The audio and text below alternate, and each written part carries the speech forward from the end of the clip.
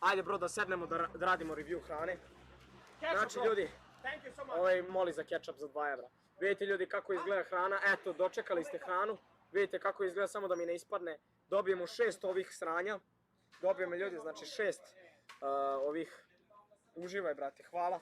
Ljudi napišite lepo, prijatno ovo ono. Da se osjećamo kao kod kuće.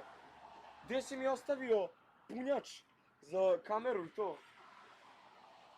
2% baterije imam brate, daj mi. Gdje si mi ostavio punjač? Slamatoru. Ovdje? Daj mi brate. Ispalo ti na pod. Bro! Ispalo mu. Ispalo mu je na pod. Klipajte ovo i objavite. Ispalo mu je na pod.